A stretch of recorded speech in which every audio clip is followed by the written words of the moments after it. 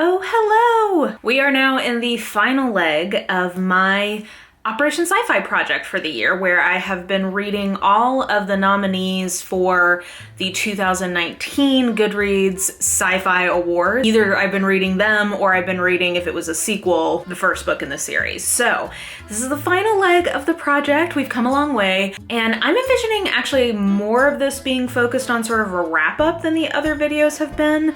So there'll be some vlogging here. Obviously that's what I'm doing right now, but in general, I think I'm gonna try to not vlog as much so that I can save some time in the video at the end to kind of wrap everything up, go over the stats, and just sort of reflect on like what I've kind of learned from this. I've already learned a lot from this, I think, in terms of my tastes in science fiction, but I thought we could just, kind of recap my fascinating insights into my own taste. Okay, yes, we'll do that. So I did get started today. Just started the audiobook of Wanderers by Chuck Wendig, and I'm like, 30 minutes into the audiobook. So far my impression is that I'm into it. It starts by talking about a comet, and then it cuts to this family who's living on some kind of farm, and one of the two daughters on the farm has like gone kind of catatonic maybe, and is sort of just like walking away from the farm, and nothing that her sister or her dad can do seems to be able to stop her. So I'm thinking that, I don't remember the synopsis for this, but I remember it's some version of post-apocalyptic, which, so appropriate here in the year of our Lord 2020. I remember it's some version of kind of a end of the world or like plague type situation. So I'm assuming she has some sort of illness or something related to the comet, maybe, I don't know, that is making her behave this way. This is a chunky book, so I told myself if books were under 500 pages, I would make myself push through, and if they were over 500 pages, if I didn't end up enjoying them, I would allow myself to DNF. So far, I'm happy to tell you that I don't think I'm gonna need to DNF this, because this is like, I really like the writing, I'm into the vibe of this, unless it just like really slows down. I think this is one that so far is very promising. So I've got good energy, good vibes with this, so I will start listening to this over the next few days as my audio pick. So you may see some check-ins from there, but so far I have gotten restarted on the project. We've only got 6 books left, including this one, so we're in the home stretch here.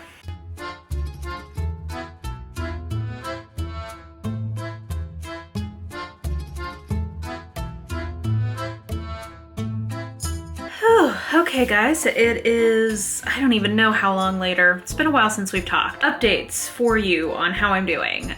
So Wanderers, I'm just about done with. I've got a couple, probably like 4 or 5 hours left in the audiobook. So I'm wrapping that one up. And as you can see, I've gone the distance with it. I have really enjoyed it. It's making me appreciate kind of the pleasures of a nice, long, chunky book if you're into it. I do think it's maybe a little long, but this is also a book I can see myself rereading at some point, because I've just been in a weird headspace while reading it, just because of some health things that are going on. I've just not been able to focus on it as much as I would have liked. So anyway, I'm enjoying it. It's like a plague thing. It's real long, a lot happens. It's a big ass book, so maybe we'll get into that more later.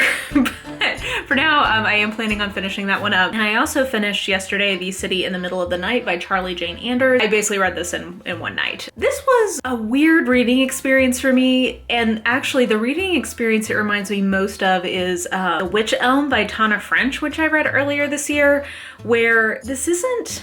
I'm gonna give this 3 stars because, like, in a lot of ways I didn't love things that were happening, but the writing is so good in this that I couldn't stop reading. It was like hypnotic. The writing quality is very high, and a lot happens in this book. So the setup for this is basically, there's a planet called January.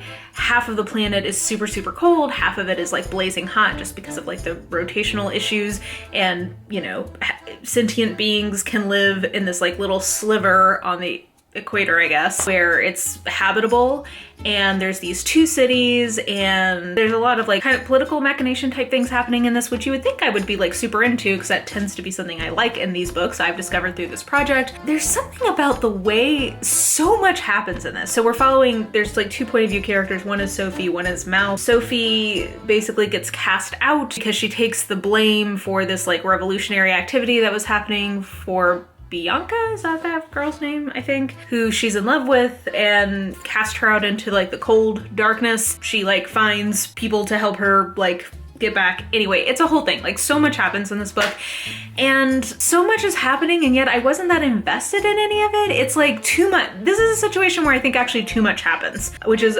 rarely a complaint I have. Usually I'm like, oh, this could have been shorter. There was just too much spacing between things happening or whatever. Like, often my complaint is that I think things should be shorter.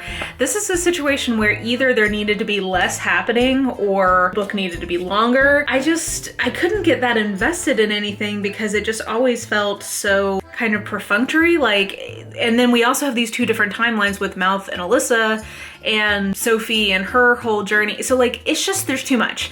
So I'm gonna give this 3 stars because I couldn't stop reading because I did really like the writing quality, but I just felt like none of the characters were sufficiently, I got to like live with them long enough to really care, and there's just so much happening. Anyway, I'm intrigued. I would definitely try something else from this author. Like, I'm not sure what else they've written, but I would read something else from them. This particular book just didn't totally end up working for me.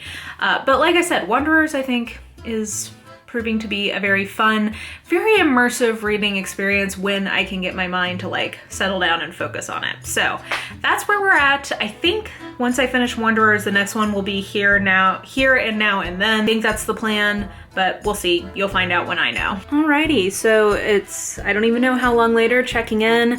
So I finished 2 books. I finished Wanderers, finally, from Chuck Wendig, and I think I'm gonna end up at like a 3.5 on it. I enjoyed it. I think it's a book that taught me how to like that kind of a book, if that makes any sense, because it really, like, the reason I gave it 3.5 stars is because like when I look back at all, whatever, 700 or 800 pages of it, I'm like, yeah, this should have been a shorter book. Like especially the front half of it, like kind of before we get into what the plague really is or like what's going on, there was too much buildup, I think. So like objectively, I have some problems with it structurally, but it's, I think, one of the only books of that length where I really just sort of like went along for the ride with it and wasn't super critical about it. I don't know, my experience of it was just that I was enjoying the characters and the writing, so I just sort of went with the flow. So I have critiques of it, but I just kind of enjoyed it. I don't know that I have a lot of critical response to it, honestly, beyond that. So I finished that, and then I also finished Here and Now and Then from Mike Chen. I was very charmed by that book. I gave it 4 stars because it's about like a father-daughter, like the core of it is about a father-daughter relationship, and I thought that that was handled really, really well. It's a time-traveling book, so basically there is a time-traveling agent from the future who got stuck in our time, and so he started a family, and then he like has an opportunity, like then like he's maybe going back to his time, and so like I felt like it posed some like genuine ethical dilemmas about time travel and its implications in a way that I think time travel books don't always have, to me, like a truly resonant kind of like moral question at their core. Like, I think a lot of times it feels a little either like melodramatic or, I don't know, something just almost like inauthentic somehow. That's how I felt about Recursion when I read that earlier in the project. This one to me felt like it had an actual sort of like moral gravitas to it, and I enjoyed that. So I don't know that it was like my favorite, but I like appreciated it in terms of what it was doing. So yeah, kind of at a crossroads with this project because I have 3 books left, 2 of which, well, actually all 3 of which I'm not very interested in. I've recently gotten some not great news with my health, and I just don't know if I have it in me to try to make myself read books that I'm not that interested in anymore. Like, I just don't know that I want to spend some of my valuable reading time this year on those. So I think I may give Future of Another Timeline a chance, by, I believe, Annalise Newts is maybe the author's name, something like that. I'm like 90% sure I'm not gonna read Leviathan Wakes or Children of Time, because I would, you know, earlier this year, if I'd gotten to them, I might have had the energy for it, but they don't, part of this project was me figuring out what I do and don't like in sci-fi, and neither of those 2 books, I think, are gonna be ones that I'm gonna be particularly into, at least not right now. So I don't know, stay tuned. I may kind of abort the project a little bit, or not complete it as originally envisioned, because life changes and sometimes you have to change with it. So I don't know. I'm thinking about that. We'll see. Alrighty guys, I have come to some executive decisions. Basically, I have decided I'm just not gonna finish the last 3 books, which I think I alluded to in my last check-in. But yeah, I think I mentioned I've had some like health stuff come up, and I think it has put my plans for the year into perspective.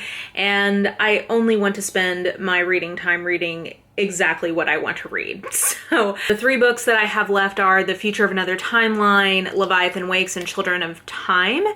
I own all 3, and at some point I may read them. I know that people were wanting me to read Leviathan Wakes in particular to get my take, but my head's not in it, and I've got to read for me, not for other people. So I'm gonna go ahead and cut this short. I do think I still learned a lot from this project, and I'm still really glad that I did it. So I thought that we could take some time and talk about kind of like the final results. So I've got the overall ranking of books up somewhere here, I assume. And you can see that I actually ended up having at least 2 books that I really, really absolutely loved. And that was The Light Brigade and Exhalation by Ted Chiang. I had never, this wasn't on my radar at all. And this is one that I had wanted to read, but just hadn't quite gotten around to or made a priority. So I'm so thankful that this project made me read both of these. In terms of looking at some of the stats from this project, I will say that The Light Brigade was the last ranked of the 20 for the Goodreads choice. So it was at the very bottom of the ranking, and it was at the very top of mine. I would say in general, it looks like ones that I tended to like a lot were ones kind of in the mid to bottom level of the overall voting, whereas some of the ones that were closer to the top or at the very top, I did not enjoy as much. So for instance, Recursion was the winner, and I think it ended up being 14-ish for me of the 17 that I read, so almost at the bottom. That one did not really work that well for me. Also Red Rising. It wasn't Red Rising that was in the overall list, but that was the first book in the series, so I went back to it. It was number 2, and it was number 15. For me in terms of ranking. And then my 2 DNFs, Gideon the Ninth was number 3 in the ranking, and I DNF'd it. And Fall was number 10, so not as popular. But the top 3 were in the bottom 4 of the ones that I read. So I think that tells me that maybe things that are super popular in sci-fi maybe aren't always super my jam. I also think that I've realized so many of these were time travel related things, guys. And while I obviously can love a book with a heavy time travel element, I love this book. And I also really enjoyed Here and Now and Then by Mike Chen and One Word Kill from Mark Lawrence. So all 3 of those have some level of time travel involved. In general, I think I've realized that I am a little picky about that trope, and it's not my favorite. So one thing I think I found in a lot of these time travel-y ones, or something I kind of came into awareness of in terms of my own taste for time travel based sci-fi, is that I think sometimes, and this is really how I felt about Recursion, there's a kind of faux deepness to the time travel and the moral dilemmas it raises, and it ends up feeling a little melodramatic to me. So the ones that I liked better are ones where I feel either the time travel is not really, there's not a big emphasis on some of the moral dilemmas, which is what I would probably say The Light Brigade is. There's a little bit of it, but mostly time travel is the device of the book and not kind of the conflict, if that makes sense. There's not a lot of sort of hand-wringing in this book about whether or not you should time travel. There's there's a little bit of talking about the ethical implications of it, but mostly it's just time travel is a thing that the character is experiencing, and it's how the plot is moving forward. Whenever there's a lot of sort of moral dilemma or a lot of angst baked into the time travel, I think I tend to not be as into that. I think Mike Chen navigated that pretty well by having, to me, what seemed like a real dilemma, because it's basically father from a future timeline who has a child in a past timeline, and then what happens when that child is in danger. That felt like real stakes to me in a way some of the time travel ones just don't. I don't know if any of that was super articulate, but I think I've just, maybe the bottom line here is I think I'm pickier about a time travel trope than I thought I was. Other things I tend to really like, I think, are high premise kind of books. So The Test really worked for me as a novella. I thought that was absolutely excellent, and it was very thematically dense. I guess maybe I should say, I think I've realized that a lot of what I like in sci-fi is pretty similar to the things that I like in fantasy, which is I do like you know, it to be metaphor, maybe not metaphor forward. It doesn't have to be like the thing out in front, but I like there to be a strong metaphor at the heart of the story. So I think the test definitely qualifies as that. Exhalation had a lot of that happening. So you might be able to hear Marple purring and meowing in the background. She's very needy today. But yeah, I tend to like that. And then I also tend to like kind of character-driven sci-fi, the way that I like character-driven fantasy. I also like a lot of political intrigue kind of thing, so, or very external conflict focus. So I would say that this definitely has some political intrigue happening, kind of a bigger macro forces imposing on the main character. I think that's what A Memory Called Empire was definitely like that. So, you know, I think I've realized that maybe the kind of core elements of what I like in sci-fi are pretty similar to what I like in fantasy. I just have slightly different, maybe kind of tropes that I go to for sci-fi, obviously, because it's different genre. So yeah, I think I've definitely learned that there's more parallels between my preferences in those two genres than I had thought prior to this. I think I definitely tried some new things that I don't know that I would have tried without this, which I was thankful for. Wanderers by Chuck Wendig. I don't know that I've ever read a post-apocalyptic or an apocalyptic plague kind of novel like that was so long before. And I think that book taught me how to enjoy that kind of story.